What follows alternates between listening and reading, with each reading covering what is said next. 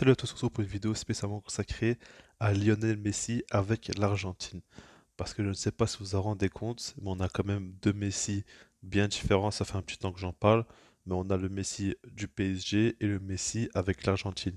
Et comment on peut expliquer qu'avec l'Argentine, il soit autant performant, autant décisif et aussi fort, tout simplement. On va essayer de voir ça dans cette vidéo-là, parce qu'on s'approche petit à petit de la Coupe du Monde, et je ne vous cache pas que ça paraît quand même assez dingue de voir un Messi aussi fort avec l'Argentine arriver à la Coupe du Monde qui sera donc l'objectif final de sa carrière et il pourrait clôturer en beauté en gagnant le trophée tant espéré. Donc c'est assez dingue. Alors déjà par rapport à Léo Messi et la fameuse stat, elle est très très simple. Sur les trois derniers matchs avec l'Argentine, Lionel Messi a marqué 9 buts. On parle d'un quintuplé et de deux doublés. Je ne sais pas si vous vous en rendez compte, c'est stratosphérique. Alors qu'avec le PSG, il marque beaucoup moins depuis qu'il a signé en France. Ça, on le sait. Maintenant, je ne suis pas quelqu'un qui me base sur les stats, etc. Si j'en parle, c'est parce que pour moi, le contraste est beaucoup trop important. C'est pas possible qu'il marque autant, qu'il soit autant décisif avec l'Argentine et avec le PSG, il fasse beaucoup plus, par exemple, de passes décisives. Alors, vous pourrez me dire que, par exemple, son rôle est différent. Et c'est vrai, au PSG, le finisseur c'est surtout Mbappé. Neymar aussi met ses buts, mais le finisseur, en règle générale, ça reste Mbappé. Messi un peu plus à la création, un peu plus en mode playmaker, et c'est lui qui fait jouer ses coéquipiers.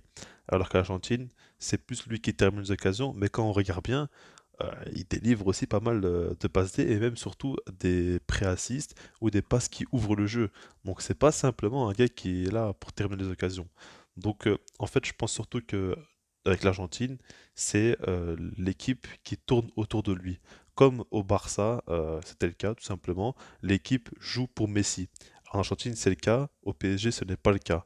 Il joue pour Mbappé, il joue pour Neymar peut-être, aussi un peu pour Messi, mais ça se divise entre les trois.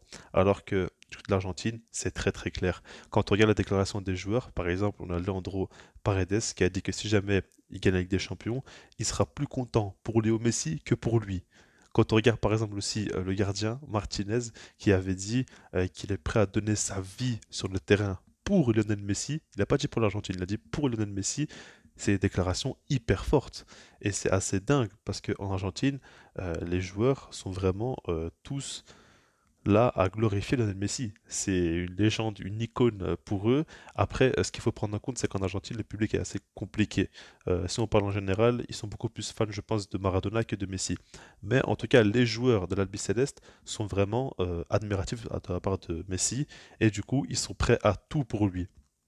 Le truc, c'est que Messi, il arrive en confiance et il sait que c'est le joueur de l'équipe et c'est lui qui doit tout faire. C'est lui le leader, c'est lui le patron, c'est lui qui doit organiser le jeu. Et après, en fait, il a la chance d'avoir aussi ce qu'il demande, c'est-à-dire une équipe qui court énormément, qui fait beaucoup, beaucoup d'efforts et qui travaille pour lui, on va dire. C'est-à-dire que lui, il n'a pas besoin forcément de descendre assez bas sur le terrain, de créer le jeu très bas. Il n'a pas besoin de presser, de beaucoup courir. Il peut jouer comme il le sait, c'est-à-dire à un rythme assez lent, parce qu'on sait très bien quand même qu'il a 35 ans, Léo Messi, donc il peut jouer avec un rythme assez lent, tranquille, il sait très bien que derrière lui, il y a des chiens qui font le pressing, et je dis pas ça de manière péjorative ou de manière négative, hein. Pour moi c'est vraiment impressionnant quand je regarde par exemple Rodrigo De Paul ou Lo Celso, des joueurs comme ça, ils font des pressings mais ultra agressifs, ils courent pour deux, trois personnes et c'est impressionnant. Mais quand on regarde bien, ça marche, tout simplement, ça marche. La série d'invincibilité de l'Argentine est impressionnante. Ils ont gagné la Copa América, ils enchaînent victoire sur victoire. On a une équipe très cohérente qui joue bien. Et puis, quand tu as Messi dans ton équipe et tu arrives à le mettre en valeur, tu arrives à tirer le meilleur ou presque d'Elo Messi. C'est extraordinaire. C'est ce que toute nation rêve, c'est ce que toute équipe rêve d'avoir dans son équipe. Un Léo Messi à ce niveau-là, bien sûr que ça vaut le coup de se fatiguer. Surtout qu'ils ne font pas ça pour rien. Parce que si jamais ça continue dans ce sens et ça finit par se concrétiser, ils vont gagner une Coupe du Monde qui sera donc la première et certainement la seule de Lionel Messi. Ce qui va être historique, et puis même une Coupe du Monde en général, quand tu la remportes, tu l'oublies jamais dans ta vie en fait. C'est un événement énorme. Pour moi, c'est bien au-dessus d'une Ligue des Champions. C'est quelque chose d'exceptionnel et qui sera marqué dans les générations à venir, qui sera marqué dans l'histoire aussi. C'est quelque chose qu'on n'oublie vraiment pas. Donc du coup, on sait très bien pourquoi ils le font et pour moi, ils ont raison de le faire.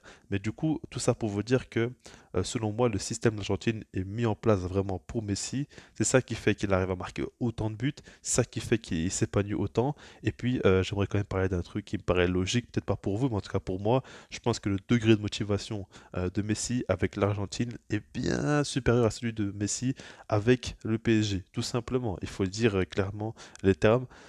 Avec l'Argentine, le gars joue quand même de manière beaucoup plus intense, on va dire. Regardez par exemple la finalissima face à l'Italie, il avait fait quand même beaucoup de pressing. Il n'a pas arrêté de courir dans le match. Et pendant la Coupe du Monde, attendez-vous à voir Léo Messi faire beaucoup d'efforts, beaucoup courir sur le terrain, beaucoup se proposer, mais aussi beaucoup faire des efforts à la perte du ballon, tout simplement.